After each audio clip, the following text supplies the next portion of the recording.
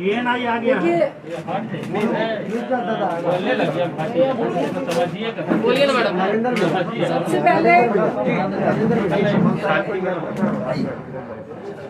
सबसे पहले आप सबका धन्यवाद करते हैं कि हमने आप लोगों को बुलाया बातें करने के लिए और आप लोग मैं आप सबका धन्यवाद करती हूँ। और दूसरा, बिहार के तमाम पार्टियों के एमएलए, एमपीज, छोटे जनप्रतिनिधि, बड़े जनप्रतिनिधि, इवन जदयू के भी, भाजपा के भी, राजद के भी, सीपीआई सीपीएम के भी, तमाम लोगों ने, कांग्रेस के भी, तमाम कई मंत्रियों ने भी जो सपोर्ट किया पप्पू जी को, उसके लिए मैं उन सबका धन्यवाद करती हूँ। तीसरी बात, बहुत राजनीतिक लोग भी चाहते थे कि आज की प्रेस कॉन्फ्रेंस में हम लोग भी साथ आपके खड़े हों। मैं उन सब से माफ़ी चाहती हूँ, क्योंकि मेरा मकसद आज भी अभी तक राजनीति खेलने का नहीं है। ये महामारी का वक्त है, इसलिए मैं उन सब से माफ़ी चाह रही हूँ, क्योंकि सत्ताधारियों को ऐसा कुछ भी मैं महसूस नहीं कराना चाहती जिसकी आड़ में वो लगे हुए हैं। ये महामारी का वक्त है, लोगों को बचाने का वक्त है, इसलिए मैं माफ़ी चाहूँगी कि मुझे ये प्रेस कॉन्फ्रेंस को राजनीतिक लोगों के साथ नहीं करना है। मैं उन सब का धन्यवाद करती हूँ कि जो तहे दिल से पप्पू जी के साथ है। सही मायने में देखिए, लोग पप्पू जी के साथ इसलिए नहीं खड़े हैं कि अभी 4 दिन में चुनाव हो रहा है या कुछ ऐसा होने वाला है, क्योंकि बहुत बड़ी पार्टी है। आज इसलिए खड़े हैं लोग क्योंकि महामारी चल रही है, पैंडेमिक चल रहा है, दूसरी लहर चल रही है और कईयों की जानें जा रही हैं। सब लोग भयभीत हैं और उस भय में हम और आप एक दूसरे का सपोर्ट बन रहे हैं।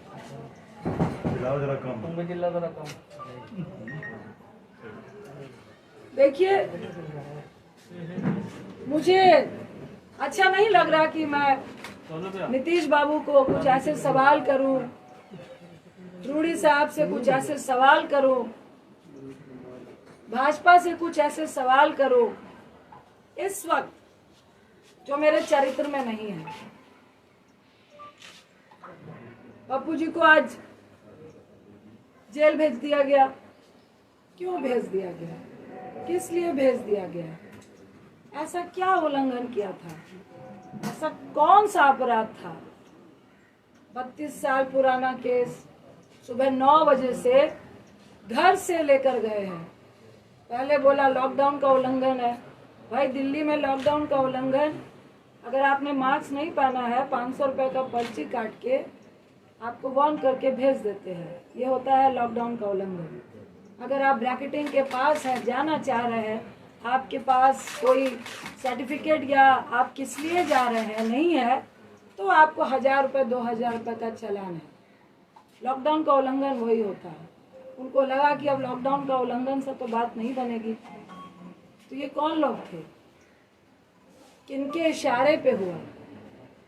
नीतीश बाबू, अगर आप इतने कमजोर और असहाय महसूस कर रहे थे तो भैया हम लोग को भी फोन करके बता देते कि भाई मैं मजबूर हूँ, बहुत कम विधायक आए हैं और भाजपा का सिर्फ बिहार में नहीं पूरे देश में गुंडा राज चल रहा है। जो वो चाहते हैं वो ही करते हैं। सत्ता में अगर आप हैं तो वो चोर नहीं है, अगर आप सत्ता में नहीं है तो आप चोर हैं। मुझे तो परेशानी के साथ हंसी भी आ रही थी कि ना चोर को पकड़ूंगा ना चोरी को पकड़ने दूंगा, ना मैं खुद काम करूंगा ना किसी को काम करने दूंगा। देखिए मुख्यमंत्री साहब, ये किसी पर छींटाकशी का वक्त नहीं है। अब मुझे आपसे कोई निजी दुश्मनी नहीं है। मैं तो आपसे ये पूछना चाहती हूँ कि आपको आखिर हो क्या गया है, इतने अपंग क्यों हो चुके हैं? ऐसी कौन सी चीजें हैं जिसके दबाव में आप वो सब कुछ कर रहे हैं जो बिहार को गवारा नहीं है? क्या बालिका गृह कांड है? क्या आपकी बहुत सारी फाइलें हैं? क्या आपके केस है? नीतीश बाबू, मेरा मन नहीं है लेकिन बताइए, 91 में आप पे हत्या का केस हुआ, 2011 में आपने उसको रफा दफा किया। और हम भी चाहते हैं, हम भी समझते हैं कि राजनीति में केसेस होते हैं, कानून अपनी कार्रवाई करता है। 89 पे पप्पू जी पे केस हुआ।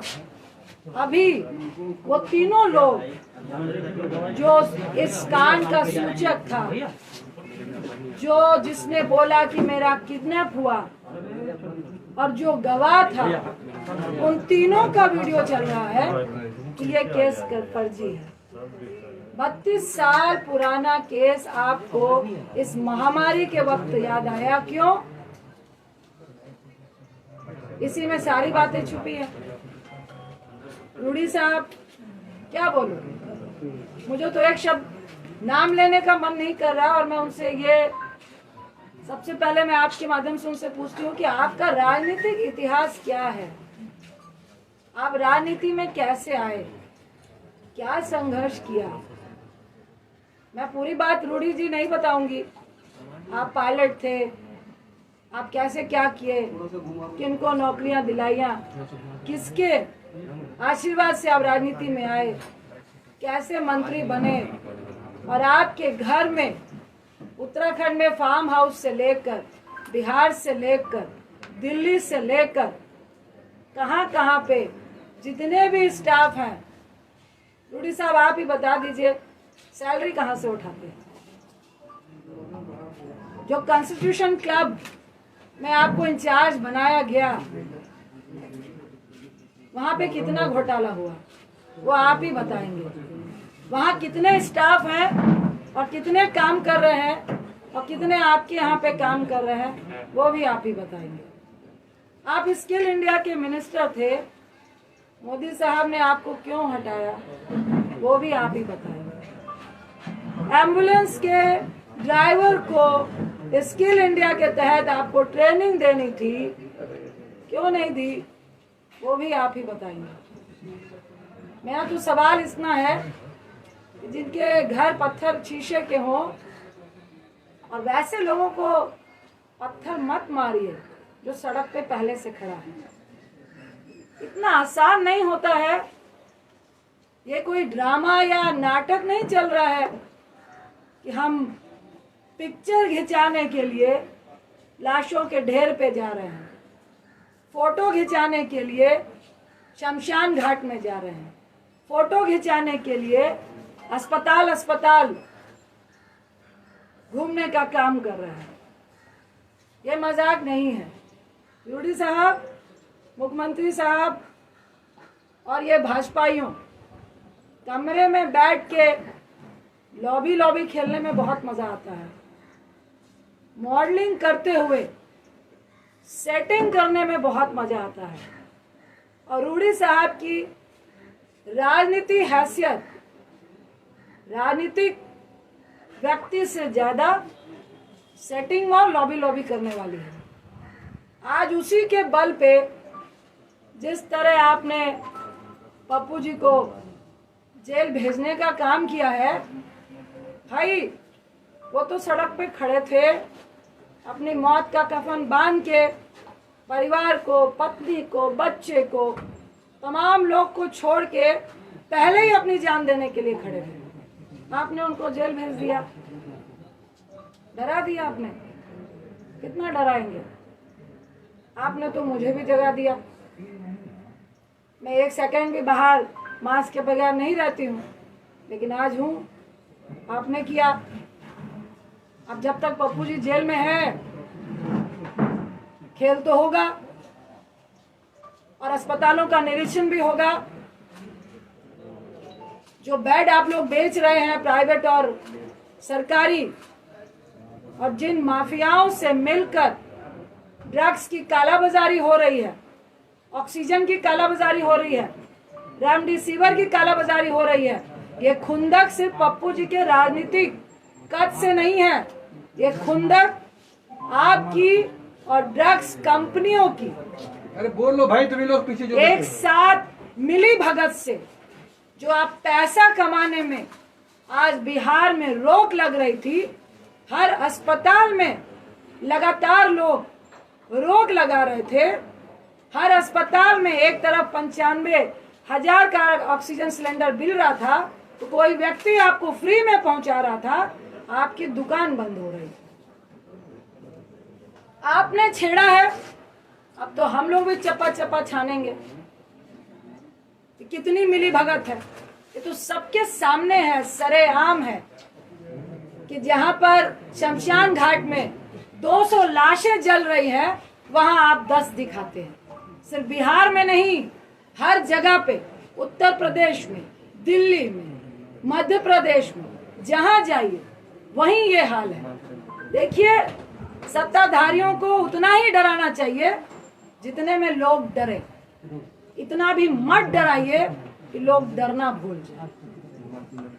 और जो सड़क पे खड़ा हुआ व्यक्ति को आप जब डराने की कोशिश करते हैं, मौत का कफन बांध के खड़ा हुआ व्यक्ति, उस व्यक्ति को जब आप डराने की कोशिश करते हैं, तो डर खुद डर जाता है।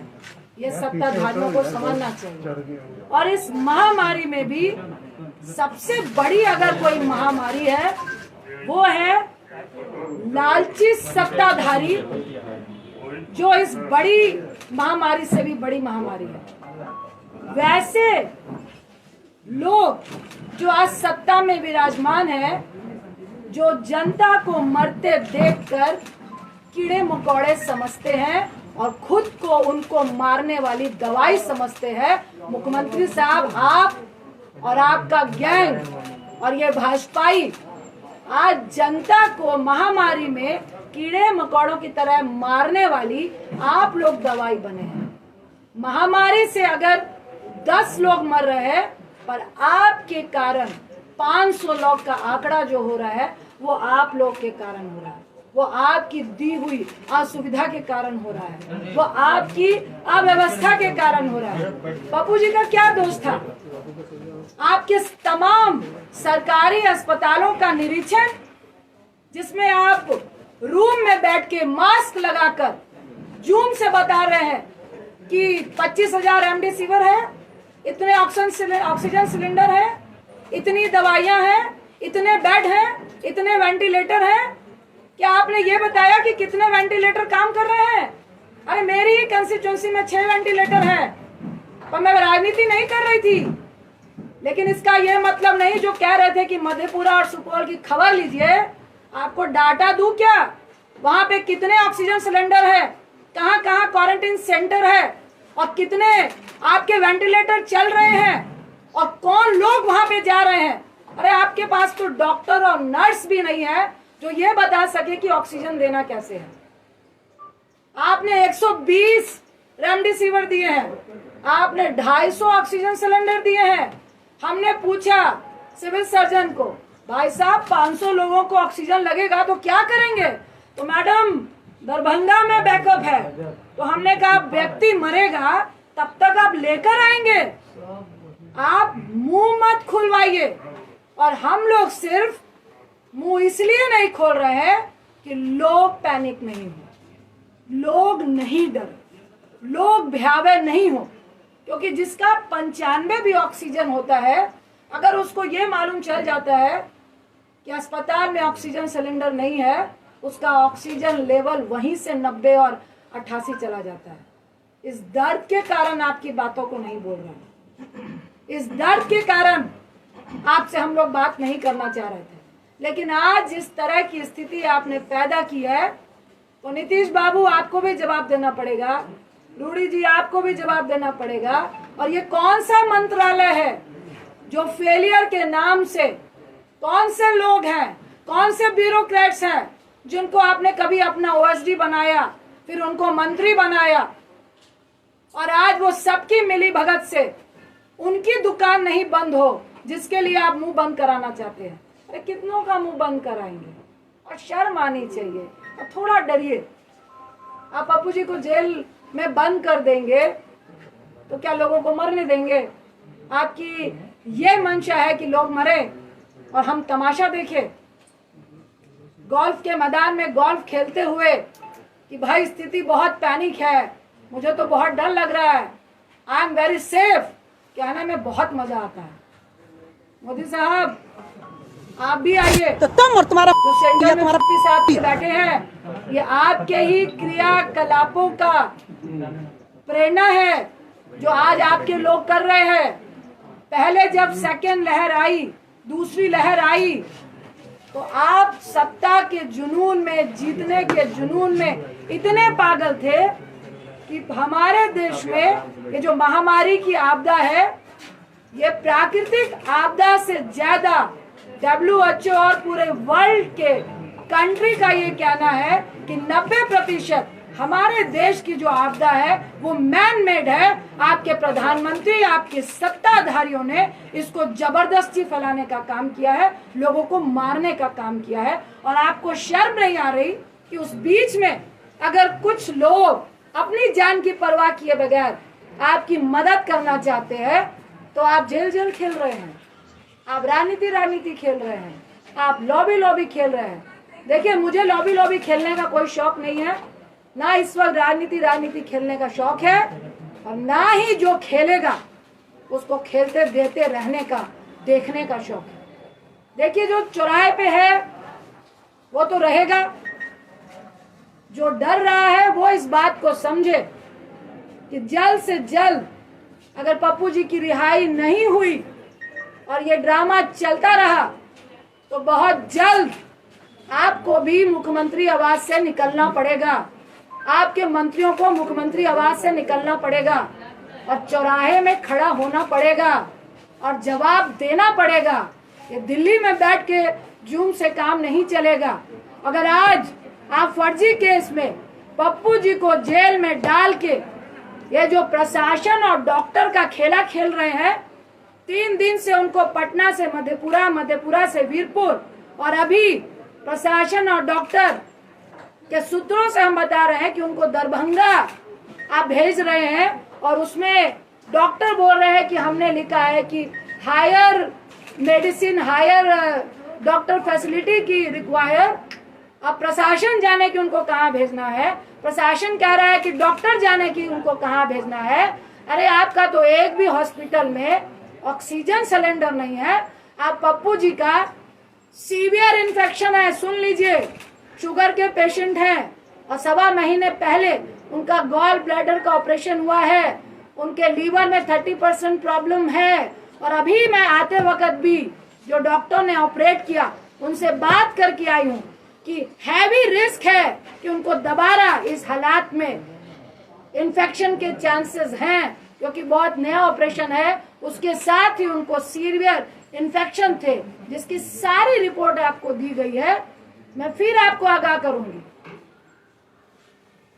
कि ये खेला बंद कर दीजिए, ये राजनीति बंद कर दीजिए, उनको रिहा कीजिए, और आपके जेल के अंदर वो पॉजिटिव होके आएंगे तो ना मैं माफ करूंगी ना आपको जनता माफ करेगी। और सिर्फ माफी से काम नहीं चलेगा।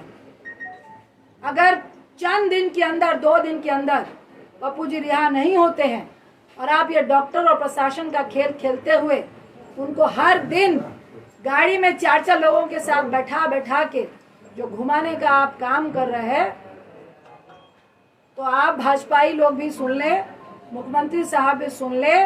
रूडी साहब, आपकी जो एम्बुलेंस घर में थी वो सरकारी खजाना था, और एक तरफ लोग 12,000 रुपए पर किलोमीटर एम्बुलेंस के लिए दे रहे थे और तब भी नहीं मिल रही थी।